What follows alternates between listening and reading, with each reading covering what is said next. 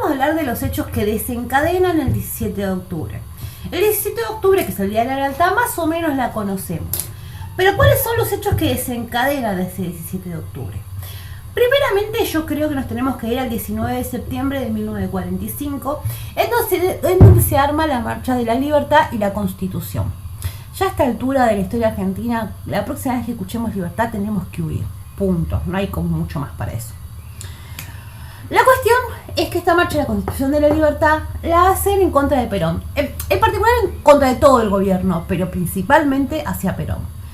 Lo que decían los gorilas, que es una marcha que parte desde Congreso hasta Recoleta, Borgo, lo que decían era que era inviable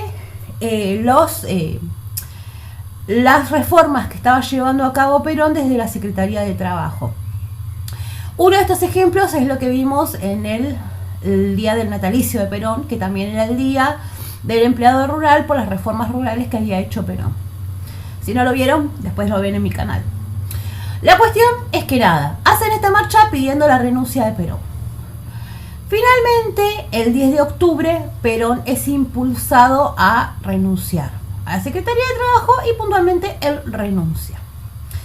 El día 11 de octubre, Perón tiene un intercambio de cartas, tiene como un intercambio con Eva que después se refleja en las cartas que se escriben mientras él estaba en Martín García, preso, donde habían hablado con Eva. Supuestamente hay gente que desconfía que en realidad lo hacían para disimular, que no sé qué, pero que se iban a ir a vivir al sur.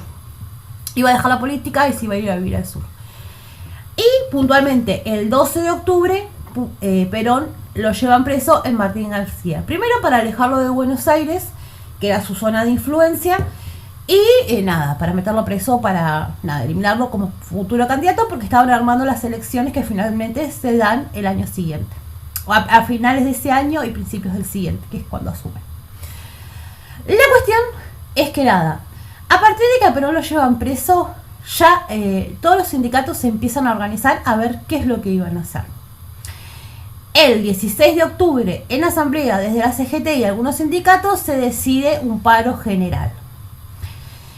El 17 de octubre, y a mí me ha pasado de hablar con mucha gente mayor, y lo primero que uno le pregunta, cuando tiene cierta edad, que uno más o menos sabe, ya casi no hay tanta gente viva. Esa gente es como... Pasa que, los años a veces hacen estragos, ¿no?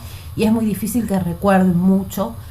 Pero siempre cuando veía a alguien que tenía como la edad suficiente para haber vivido la primera época de Perón, era preguntarle, ¿no? ¿Qué le parecía? Y siempre te llevan al 17 de octubre. Siempre recuerdan que fue como un hecho histórico para los trabajadores, donde cada uno recordaba, es como nuestro 2001, ¿viste? Cada uno sabíamos los que vivíamos en esa época, qué estábamos haciendo el 19 de diciembre del 2001.